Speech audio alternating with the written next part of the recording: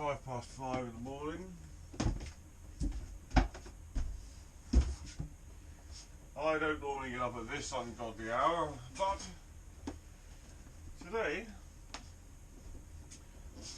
I'm going to go down. It's high tide now. I'm going to go down to Saltash and dry the boat out so that I can do a final inspection of the steering gear,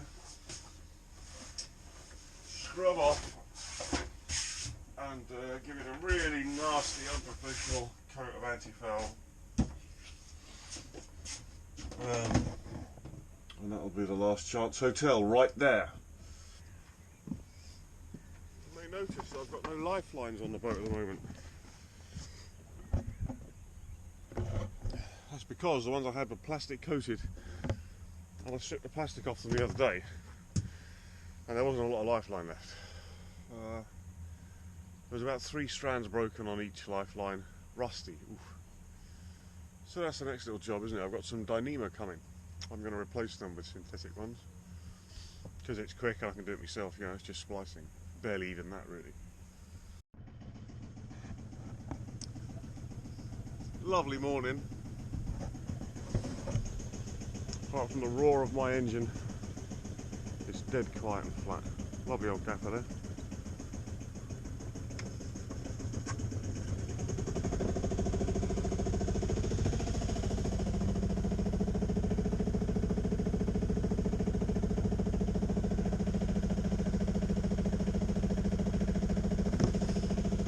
So I'll just get underway and get my fenders set, and we'll talk about coming alongside and drying out in your long keeled boat.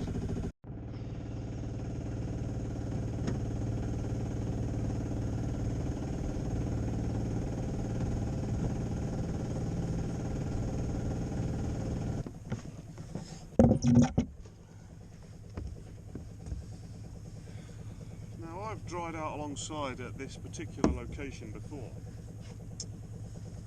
so I know pretty much where I'm going to need my lines and all the rest of it.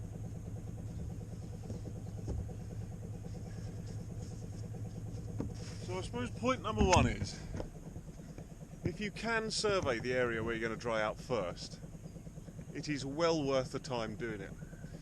Looking obviously for seabed obstructions, where the best place to line the boat up is. Most places you dry out, if it's a quay, the land is going to be gently sloping up the quay, isn't it? And that slope will be more severe in some places than others. For me, obviously I'm going to go bows in. Say obvious, maybe it's not obvious. I'm going to go bows in, and a gentle slope is preferable.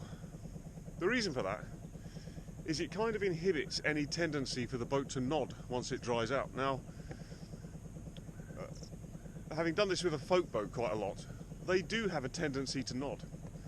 Twisters can nod, but they don't really have a tendency to. They're quite stable once they're on the keel. They're very heavy boats, you know. So, slight upward slope. I know it's there, so I'm going to use it. Perhaps more importantly than all of that, if you can, choose a spring tide. When the water goes out, you want it to go out fast, so that once you're aground, you're hard aground. Because if a boat goes past, or there's any swell, or anything like that, what you don't want is to be just aground and then the boat to pound on the seabed, because that'll really ruin your day. You want to time it for the middle of the spring tide, because that's when the most water goes out, doesn't it? So sometime in the middle 2 hours of a spring tide, that's your ideal slot right there. And the next thing is, this is very important, is don't try and lean the boat against the quay. What happens when you successfully dry the boat out is the fenders that you've set compress as the weight comes on them, and that's enough lean. Now, I can't explain the physics, but you'll know what I mean. Very heavy boat with most of the weight in the keel. If it leans out by 5 or even 10 degrees, it's not going to fall over as long as it's tied, you know, because there's very little weight on the lines. It's only when it starts to get past that, really, that things start to multiply, the forces multiply, and then there's a risk of it falling over. So worrying about it falling over is the wrong thing, really. You bring the boat alongside dead upright, try and trim the boat so it's level, so I've done that. Bring the boat alongside upright, and then what you want is the keel to touch the seabed at the distance between the perpendicular distance between the keel and the gunnel, so the boat sits upright, and then the fenders compress, so you get a slight lean. I've seen, I'm sure you've seen it as well, some horrendous examples of people coming alongside and thinking, I don't want the boat to fall over, I'm going to lean it in. You can't judge it. You can't judge it. You think you're only 6 inches off the quay. By the time the fenders compress, a wave goes by and you're 8-10 inches off the quay, and then what you end up with is damaged guardrails, possibly even damaged rigging because the boat is leant right over, and worst case scenario, damage to the rubbing strake or the hull to deck joint or something like that. It's just completely avoidable. Don't try and lean the boat. You stand it upright. You stand it upright and then you tie it off tight with lines so that it can't move and fall over. And then you don't worry about it, because it's got to lean quite a lot before there's enough force on those lines to, you know, start tearing cleats out and stuff like that. I've seen boats hanging off the quay at like 40 degrees and they still didn't fall, but it looks terrible, doesn't it? Completely avoidable. Bring the boat alongside upright. So, the middle 2 hours of an outgoing spring tide, survey the area first if you can. Don't try to lean the boat. The rest will do down there.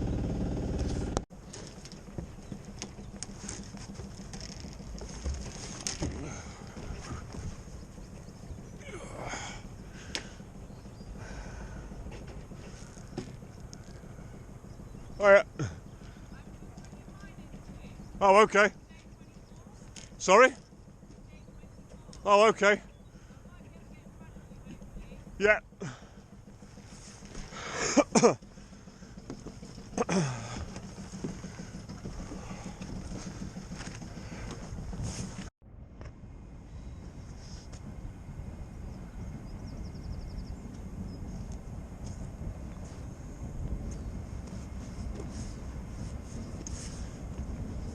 So I've still got 50 centimetres under the keel there. Otherwise I'd have those lines a little bit more snug. But actually, you can see the fender just starting to compress. And that's about where I want it, really. Should stand up there, no problem. So just as I came alongside there, and that was untidy, you know, but that's what happens. That's what happens when the milk is rotten. It's as simple as that. Just as I came alongside, there's some lady on the quay there. Oh, we're just going to bring our J24 alongside. Well, I don't care what you're doing. And unfortunately, with this particular quay here, there isn't really room for 2 boats. There just isn't. Because I happen to know from the photograph from the last time and from my survey that behind here there's a sort of a step in the seabed that I don't really want to be in. Anyway, 40 centimetres of water left. 4 foot may even be aground. Better start tending my lines. This angle, when I look at it, I'm just trying to make sure that it's parallel with the quay, because I don't want the stern to be further out in the bow, so on and so forth. That's fine, actually. That's fine. We are pretty much aground now. All we do now is wait till I can get to the keel.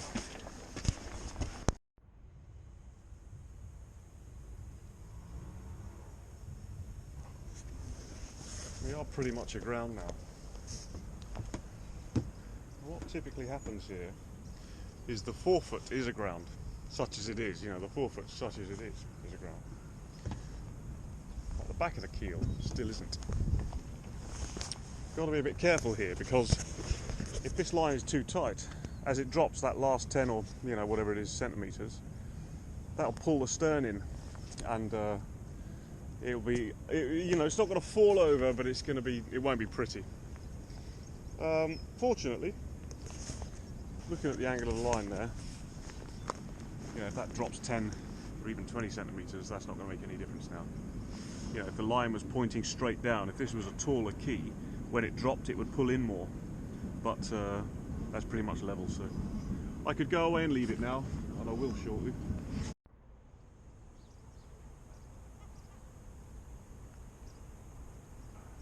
So she's hard aground now, but just with the rocking from the waves there, as the boat comes dead upright, those lines just go tight, and then when the waves rock the other way, they just get a little bit of slack in them. That's perfect. Fender squished there. Same thing's happening at this end.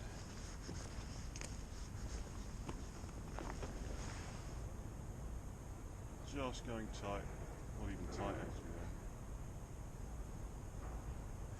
So from the forward cleat there, I've got one line leaning aft. That's to help. It's to help with the nodding thing that can happen when you tie your boat up alongside. Now twisters don't have a tendency to nod, but they can do it. So that's what that's for. Really, if all the other little bits are in place, it shouldn't nod. No Morris dancing on the foredeck, of course.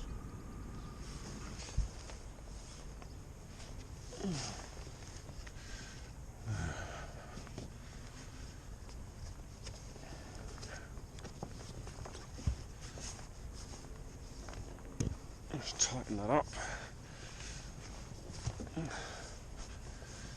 I'm really not worried about that other line now, really, to be honest.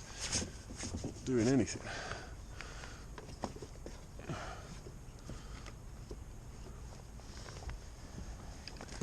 Of course, I'm doing this now because I do not want to be doing it when the boat is fully out the water. Although, to be honest, it's no different than now. It could just as easily nod. There, harden those lines up a little bit, just makes me feel better. It's the whole leverage thing again. You don't want it to start getting away from you because then you're screwed. So I've just taken out the slack, so I can't possibly do that.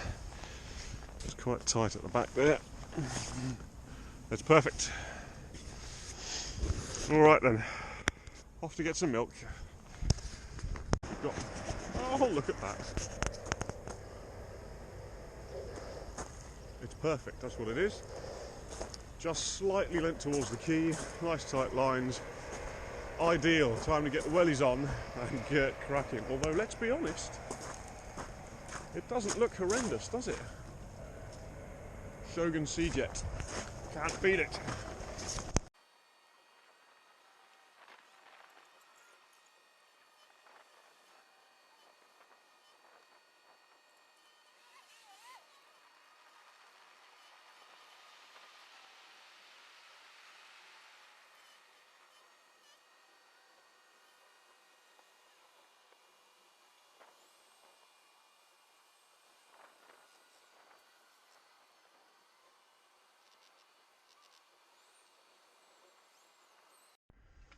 Well, that just about concludes it for the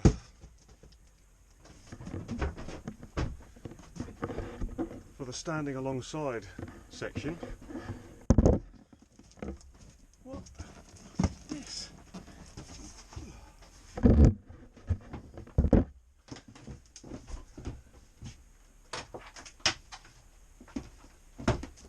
Well, we don't do unboxing videos on sailing vessel Rochetta. We just don't do it. But wait a minute. What have we got?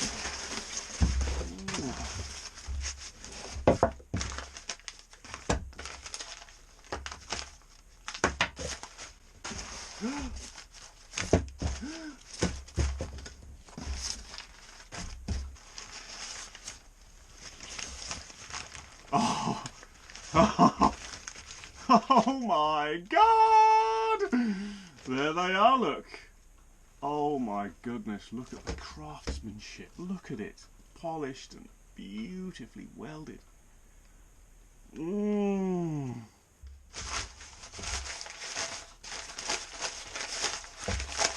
They are supposed to be bent when I say they're bent. That is another shroud. That's the other shroud on the other side. Oh, this is just, oh, the stress. I'm just going to do them right now. I'm going to do them now. Okay. Next time on Sailing Rocchetta, I'll be replacing my chain plates. Have a good evening.